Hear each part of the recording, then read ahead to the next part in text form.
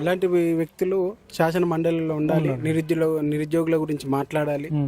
మాట్లాడితే చాలా మంది నిరుద్యోగులు సంవత్సరం బయటకు వస్తూ ఉంటారు కాబట్టి వాళ్ళ కష్టాలు తెలిసిన వ్యక్తి. నువ్వేదో చెప్తున్నావు. చదువుకున్న వాళ్ళు రాజకీయాలు రావాలని అంటారు కానీ చాలా ప్రాబ్లం ఫేస్ చేసి సారు మొదటి అడుగు ధైర్యం చేసి వచ్చిండు. ఆ ధైర్యం వెనుక మా నిరుద్యోగులు అందరం ఉన్నాం. రైట్, కంపల్సరీ గెలిపించుకుంటాం ప్రసన్న కృష్ణని.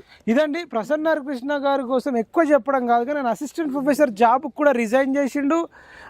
సులభంగా ఆన్లైన్ క్లాసులు చెప్పడం, తన విన్నర్ పబ్లికేషన్ బుక్ ద్వారా కూడా సులభంగా అవి చెప్పడం అంటే ఆయన అంతమంది మనసులు చొరగొన్నాడు కాబట్టి తెలంగాణ నిరుద్యోగ రక్షణ చేసి మనం నిలబడకుండా తెలంగాణ నిరుద్యోగ రక్షణ చేసి నేను నిలబడమని నన్ను చాలామంది నిరుద్యోగులు కోరినా, అరే ప్రసన్న హరికృష్ణ లాంటి అంత నిజాయితీపరుడు అంత సేవ చేసిన వ్యక్తి ఉన్నాడు కదా, మన మధ్యలో ఓట్లు చీలిపోవడం ఎందుకని చెప్పేసి తెలంగాణ నిరుద్యోగ రక్షణ చేసి నుంచి అవుట్ రైట్గా ఇవాళ ప్రసన్న హరికృష్ణ నాకు మద్దతు ఇస్తున్నాం.